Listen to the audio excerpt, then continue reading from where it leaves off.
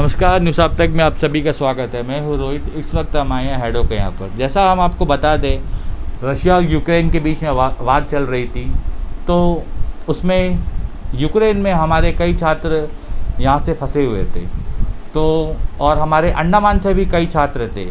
तो उनमें से जैसा हमने सुबह आज एक स्टूडेंट वहाँ से आई, मैंने उनका इंटरव्यू लिया। देन अब हमारे साथ है मिस्टर आदर्श। नमस्ते तो आइए हम इनका इंटरव्यू लेते हैं। तो सर आप बताइए, जी। आप वहाँ में कहाँ पर थे आप? मैं यूक्रेन में खार्किव में रहता हूँ। जी। वहाँ पे जब 24 में अटैक हुआ तो मैं जी। उस समय अपने फ्लैट में था। जी। और हम सारे दोस्त 24 के अटैक के बाद हम सारे दोस्त ने सभी ने डिसाइड किया कि राशन जो भी है इकट्ठा कर लेते हैं और साथ एक जगह ग्रुप अप करते हैं। तो हम सभी ने वो किया और 24 में हमने डिसाइड किया, हमने बॉम्बिंग्स की आवाज़ सुनी। उसके बाद हमने डिसाइड किया कि हमें जाना चाहिए मेट्रो, कि वो एक ज़्यादा सिक्योर प्लेस है। 24 की रात तो ठीक रही मेट्रो में। उसके बाद अगली सुबह जब हमने डिसाइड किया कि फिर से मेट्रो जाते हैं, तो वहाँ पे बहुत ही बुरा स्टैम्पीड हुआ। तो सभी बंदे भागने लगे, कोई मेट्रो के लाइन में कूदने लगा।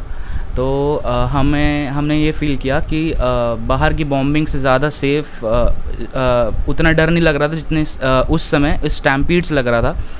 तो हम सारे सीनियर्स यूजुअली फ्लैट्स में रहते हैं और सारे बच्चे जो हैं वो हॉस्टल में रहते हैं। तो हमें लगा अगर इवैक्यूएशन हो भी रही है तो जल्द से जल्द हॉस्टल से होगी। तो हमने डिसाइड किया कि अब फ्लैट छोड़कर इवैक्यूएशन सेंटर जहाँ जो कि हॉस्टल होगा वहाँ जाना ज़्यादा प्रेफर कर रहे थे हम।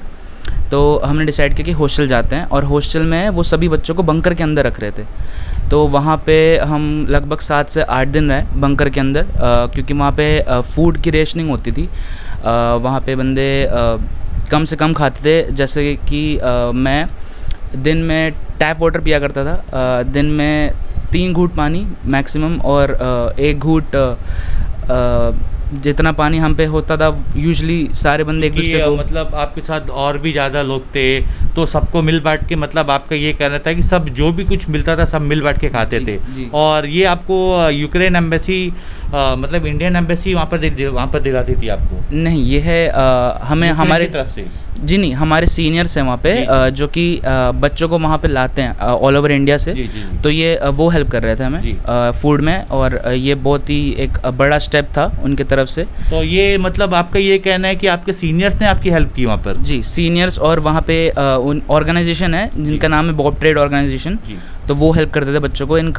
वो वहाँ पे मेस है, इंडियन मेस, तो वहाँ से वो फूड लाते थे, जैसे कि रोटी हो गई और चावल, पास्ता। मतलब वो मेक श्योर करते थे कि दिन में बच्चा खा ही ले कुछ ना कुछ। तो और हम आपको ये बता दें कि ये लास्ट बैच के बच्चे थे। जी हाँ, लास्ट बैच के बच्चे जो हमारे अंडमान से भी थे, और ये लास्ट बैच के बच्चे थे जिन्हें वहाँ से यहाँ पर लाया गया, यूक्रेन से हमारे इंडियन एम्बेसी द्वारा लाया गया। Right sir? जी जी जी जी।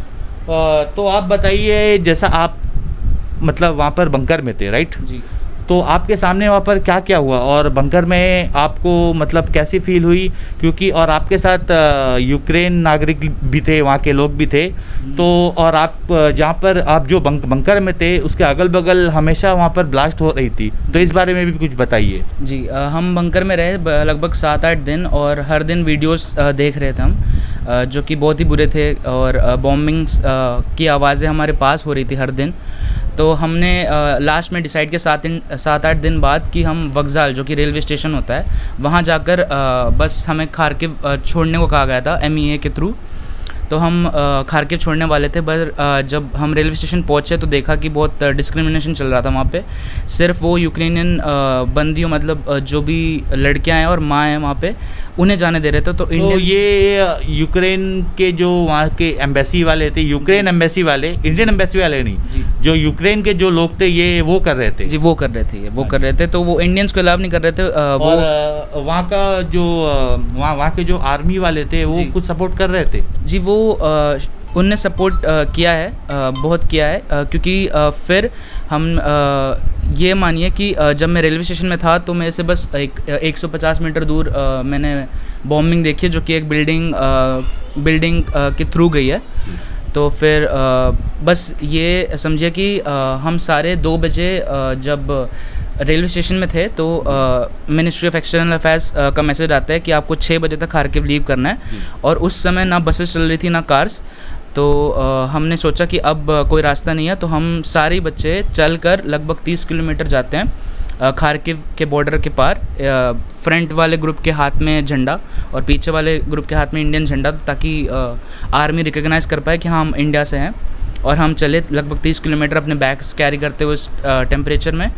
और बस, और फिर उस राह में हमें लगा कि ये सेफ़ जगह होगी। हम पिसोचिन की तरफ जा रहे थे और सभी बच्चे पिसोचिन की तरफ जा रहे थे। और उसी समय फिर एक बार और 150 मीटर दूर, 200 मीटर दूर फिर एक बार और बॉम्ब शेलिंग हुई। बहुत पास थी, जो कि अब तक की सबसे पास शेलिंग हम सभी बच्चों ने देखी थी। तो कुछ बच्चे बैठ गए, कुछ बच्चे सामने भागने लगे, कुछ पीछे। तो अब ये कह सकते हो कि सभी बच्चों ने मौत को बहुत पास से देखा था। और किसी के लिए भी ये सिचुएशन सेफ़ नहीं थी। कोई भी इसे आसानी से भुला नहीं पाएगा। लेकिन we wanted to save our lives, so we ran. हम भागते रहे बस, और सेफ पॉइंट में पहुँचे। उसके बाद लिविव पहुँचने के बाद, बहुत रातें बिताने के बाद, वहाँ से एम्बेसी की पूरी हेल्प हुई हमें। इंडियन एम्बेसी जी। तो हम आपसे यही पूछना चाहते हैं कि इंडियन एम्बेसी द्वारा आपको पहले बस कराई गई थी, ठीक है?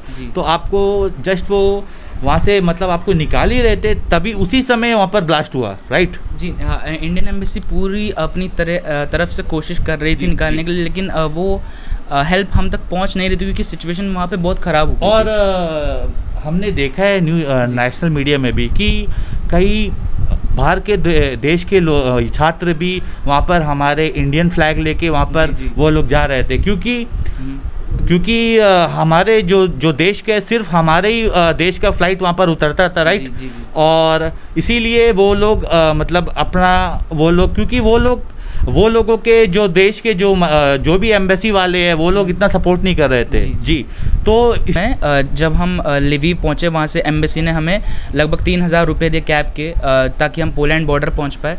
पोलैंड बॉर्डर पहुंचने के बाद जब हम बॉर्डर हमने पार की, तो हमारे लिए बसेस ऑर्गेनाइज थी, स्नैक्स हमारे लिए अरेंज किया गया था। तो और हमें एयर फोर्स की जो प्लेन है ग्लोबमास्टर C-17, उसके थ्रू आए, जिसमें जनरल VK सिंह भी थे। तो ये बहुत ही बड़ा थैंकफुल है हम इस चीज़ के लिए, क्योंकि जो हमारे गवर्नमेंट ने हमारे लिए किया है।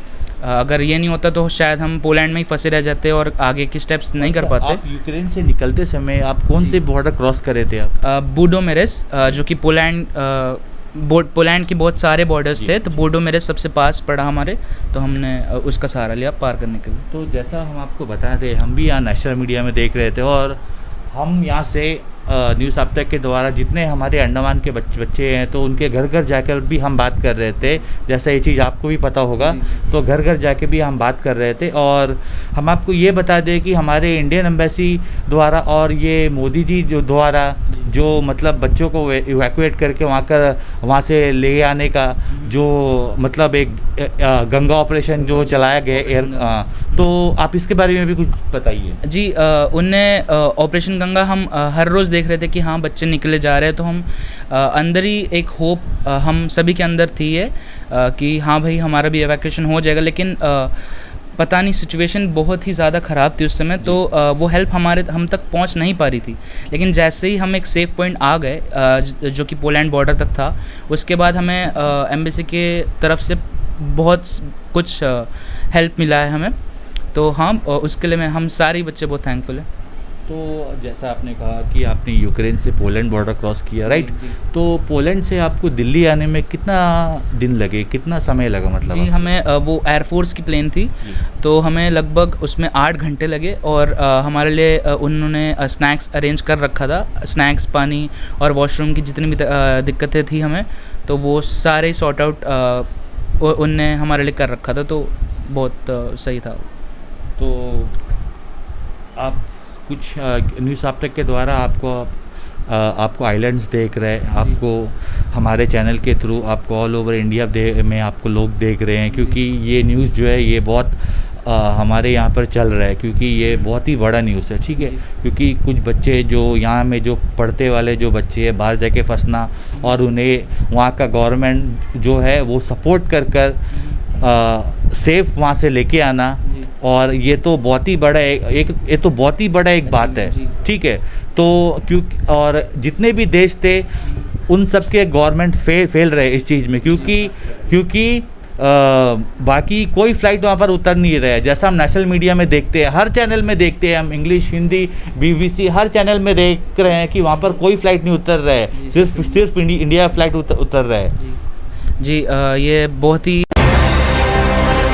अंडमान से जुड़ी सभी छोटी बड़ी खबरें देखने के लिए हमारे अपने न्यूज आज तक यूट्यूब चैनल को सब्सक्राइब करें और बेल आइकॉन प्रेस करना ना भूलें।